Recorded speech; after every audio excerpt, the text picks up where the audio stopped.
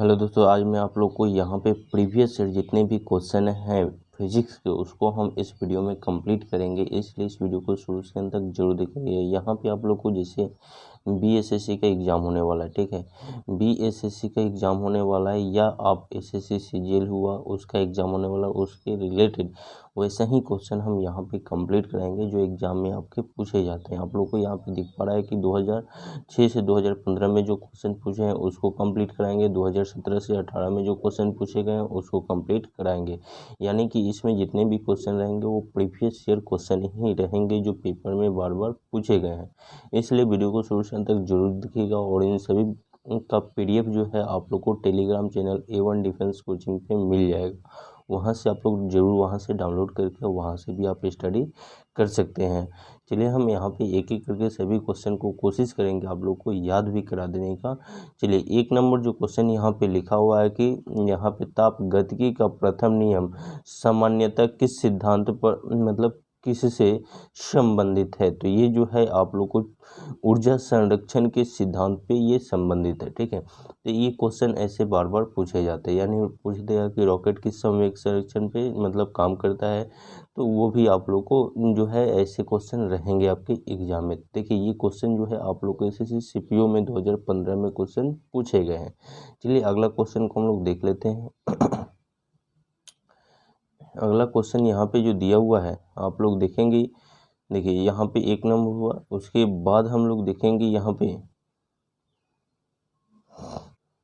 देखिए अगला 2 नंबर जो क्वेश्चन यहाँ पे लिखा हुआ है, लिखा है कि एक ऊष्माक्षेपी प्रक्रिया क्या होती है। एक ऊष्माक्षेपी प्रक्रिया क्या होती है। तो इसमें जो इसका आंसर होगा प्रतिक्रिया जिसमें ऊष्मा विमोचित होता है, ये आपका आंसर हो जाएगा। ये भी आप लोग को एसएससी के एग्जाम में पूछा गया क्वेश्चन है। चलिए आगे के क्वेश्चन को हम लोग देखते हैं 3 नंबर क्वेश्चन को। यहाँ पे 3 नंबर क्वेश्चन जो लिखा हुआ कि काले वस्त्र के मुकाबले श्वेत वस्त्र शीतल क्यों होते हैं। देखिए यहाँ पे जो है जैसे काले वस्त्र के मुकाबले शीत मतलब श्वेत वस्त्र जो है क्यों जो है यहाँ पे शीतल मतलब ठंडा होते हैं। तो ये आप लोग को यहाँ पे पता होगा कि इसमें 1 नंबर जो है मतलब अपने पास पहुंचने वाले सभी प्रकाश को अवशोषित कर लेता है, नहीं उसके पास जो भी प्रकाश पहुंचते हैं उसे वे परावर्तित कर देता है। हाँ ये होगा बी नंबर जो होगा, ये जैसे श्वेत प्रकाश के पास जो भी प्रकाश पहुंचते हैं उसको वो क्या कर देता है परावर्तित यानी रिटर्न कर देता है। लेकिन काला जो होता है मतलब काला वस्त्र जो होता है वो अवशोषित करता है जिससे उसमें गर्मी होता है, लेकिन श्वेत मतलब जो कपड़े होते हैं वस्त्र होते हैं वो परावर्तित कर देते हैं जिसके कारण वो जो है शीतल रहते हैं। तो ये आपका जो है यहाँ पे बी नंबर आंसर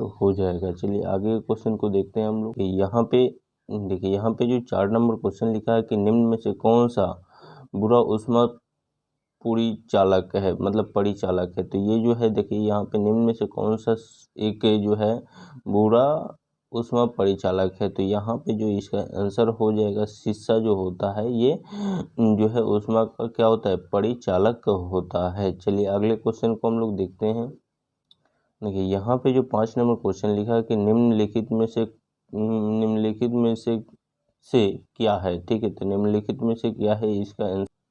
देखिए इसका जो आंसर हो जाएगा यहाँ पे पृथ्वी निम्नलिखित में से क्या है। तो ये ऊष्मा की गैर अवशोषक है, ऊष्मा की गैर अवशोषक है। चलिए आगे क्वेश्चन को हम लोग देखते हैं 6 नंबर। देखिए अगला जो क्वेश्चन लिखा है कि यहाँ पे कृष्ण का विकिरण यहाँ पे उच्चतम अवस्था तक पहुँचने पर तरंग दैर्घ्य कैसा होता है। तो ये जो है तापमान बढ़ने पर क्या होता है ये घट जाता है। चलिए आगे क्वेश्चन को देखा जाए। यहाँ पे लिखा है कि दो निकाय के बीच ऊष्मा के प्रवाह की दिशा निर्भर करती है, किस पे निर्भर करती है ये। तो उनके अपने अपने तापमान पे क्या करती है ये डिपेंड रहती है। चलिए अगला क्वेश्चन हम लोग देखेंगे। लिखा हुआ कि प्लांक नियतांक की यूनिट इकाई क्या होती है। प्लांक नियतांक का यूनिट इकाई ये भी इम्पोर्टेंट क्वेश्चन है, ऐसे क्वेश्चन रहते हैं आपके एग्जाम में। तो ये जूल पर सेकेंड होता है यानी जूल सेकेंड होगा, यानी ऑप्शन नंबर ए सही होगा।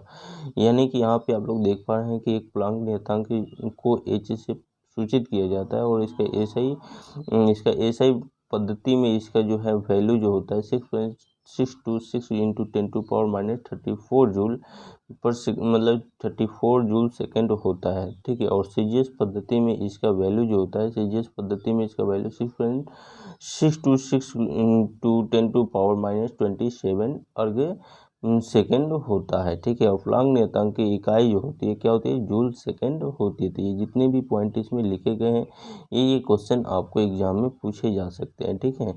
चलिए आगे के क्वेश्चन को हम लोग देखें। 9 नंबर जो क्वेश्चन लिखा हुआ है, यहाँ पे लिखा हुआ है कि यहाँ पे प्लैंक के अचर में किसकी बीमारी होती है।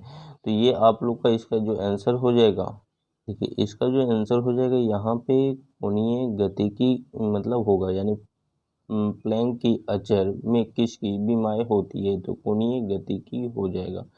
चलिए आगे क्वेश्चन को हम लोग देखते हैं। देखिए यहाँ पे जो 10 नंबर क्वेश्चन लिखा है कि ऊष्मा का एसआई मात्रक क्या होता है। तो ऊष्मा का एसआई मात्रक आप लोग को पता है कि ऊष्मा का एसआई मात्रक जूल होता है, ठीक है। ऊष्मा का एसआई मात्रक क्या होता है जी, जूल होता है। ये भी क्वेश्चन जो है प्रीवियस ईयर 2000 मतलब यहाँ पे 12-17 इस समय पूछे गए हैं, जो एसएससी के एग्जाम में ये पूछे गए हैं, ठीक है। चलिए अगला क्वेश्चन हम लोग देखेंगे कि एक श्वेत तथा चिकनी सतह कैसी होती है। तो यहाँ पे इसका जो आंसर हो जाएगा ताप की खराब अवशोषक तथा अच्छी परावर्तक के लिए, ठीक है। चलिए अगला क्वेश्चन हम लोग देखेंगे। अगला क्वेश्चन जो लिखा हुआ कि अभिक्रिया ऊष्मा निर्भर नहीं करती है, अभिक्रिया ऊष्मा निर्भर नहीं करती है। तो ये किस पे निर्भर नहीं करती है, आप लोग कमेंट बॉक्स में बताइए ये किस पे निर्भर। यहाँ पे जो है जैसे कि अभिक्रिया ऊष्मा निर्भर नहीं करती है, तो ये उस पथ पर जिस पे अंतिम उत्पादक यानी उत्पाद प्राप्त किया जाता है, ठीक है। तो यानी ऑप्शन नंबर बी इसका आंसर हो जाएगा। चलिए आगे के क्वेश्चन को हम लोग देखते हैं। देखिए यहाँ पे जो लिखा है कि दो धातुओं का सोल्डर किसके गुण के कारण संभव है। दो धातुओं का सोल्डर जो है किसके गुण के कारण संभव है, तो यहाँ पे आंसर हो जाएगा असंजक बल के कारण संभव होता है। चलिए अगले क्वेश्चन को हम लोग देखें। अगला क्वेश्चन है कि किसी धातु को पाचन सामग्री के रूप में प्रयोग करने के लिए निम्न में से कौन सी कसौटी अपनाई जाती है, निम्न में से कौन सी कसौटी अपनाई जाती है। तो यहाँ पे इसका आंसर हो जाएगा अधिक विशिष्ट ऊष्मा हो जाएगा। चलिए आगे देखते हैं हम लोग। जैसे लिखा है कि भीषण सर्दी में ठंडे देशों में पानी की पाइप फट जाती है, क्यों फट जाती है। देखिए यहाँ बहुत ही इंपॉर्टेंट क्वेश्चन है। देखिए इस क्वेश्चन को आप लोगों को एसएससी सीपीओ में पूछा गया है, एसएससी टैक्स असिस्टेंट में भी पूछा गया है, ठीक है। तो ये क्वेश्चन इंपॉर्टेंट है। अब देखिए इसका जो आंसर हो जाएगा, क्योंकि जमने पर पानी जो होता है क्या होता है, फैलता है। जब टंकी में पानी रखा जाता है और वो जमता है तो उसका जो पृष्ठ मतलब नाव है वो फैलेगा, ठीक है। तो उसके कारण जो है ये क्या होता है, फैलता है, तो वो टंकी फट जाता है, ठीक है। चलिए आगे क्वेश्चन को हम लोग देखते हैं। अगला क्वेश्चन यहाँ पे लिखा हुआ है देखिए 16 नंबर जो क्वेश्चन लिखे कि ताजे पानी का हिमांक बिंदु क्या होता है। ताजे पानी का हिमांक बिंदु क्या होता है, तो यहाँ पे आंसर हो जाएगा 0 डिग्री सेल्सियस हो जाएगा। ताजे पानी का हिमांक बिंदु 0 डिग्री सेल्सियस होगा।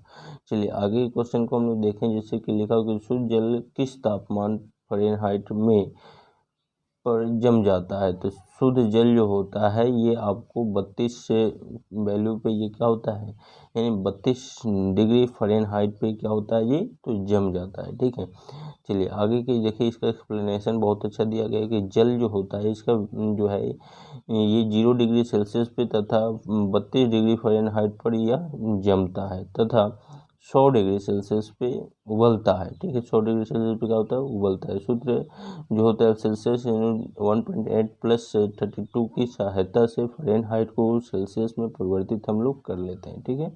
चलिए आगे हम लोग देख लेते हैं। जैसे कि अगला क्वेश्चन यहाँ पे लिखा हुआ है 18 नंबर, ये भी क्वेश्चन इम्पोर्टेंट है। शीतल में हैंड पंप का पानी गर्म क्यों हो जाता है शीतकाल में, ठीक है। शीतकाल में हैंड पंप का पाइप जो होता है हीट क्यों हो जाता है, तो यहाँ पे इसका आंसर हो जाएगा पृथ्वी के भीतर तापमान वायुमंडल के तापमान से अधिक होता है, जिसके कारण वो हीट हो जाता है। चलिए आगे के क्वेश्चन को हम लोग देख लेते हैं। अगला क्वेश्चन जो लिखा हुआ है देखिए 19 नंबर जो क्वेश्चन है कि ठंडे देशों में शीतल काल में झील जम जाती है, ठीक है, जम जाती है नीचे का पानी छोड़कर, ठीक है, यानी ठंडे देशों में शीतल काल में झीलें जम जाती है नीचे के सतह को छोड़कर, यानी जब समुद्र रहेगा तो ऊपरी सतह पर जो है पानी जमता है लेकिन निचली सतह पर नहीं जमता है। तो ये किसके कारण? तो ये 0 डिग्री सेल्सियस पे होता है, ठीक है।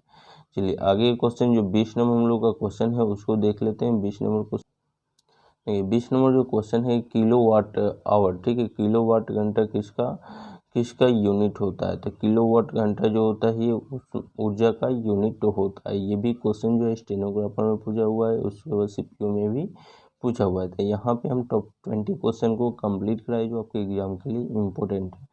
ऐसे ही क्वेश्चन आप लोग को इस चैनल पे मिलते रहेगा, इसलिए अगर चैनल पे नए व्यूअर्स हैं तो जरूर चैनल को सब्सक्राइब कर लीजिएगा, जिससे यहाँ पे जो भी वीडियो बनेगा, बीएसएससी हुआ या बीपीएससी हुआ या बिहार एसआई हुआ या एसएससी सीजीएल हुआ, इन सभी एग्जाम से रिलेटेड क्वेश्चन यहाँ पे इंपॉर्टेंट क्वेश्चन कराए जाते हैं। तो चैनल पर नया है तो जो चैनल को सब्सक्राइब कर लें, लाइक कर दें, शेयर कर दें। वीडियो देखने के लिए बहुत बहुत धन्यवाद। मिलते हैं अगले वीडियो में। जय हिंद।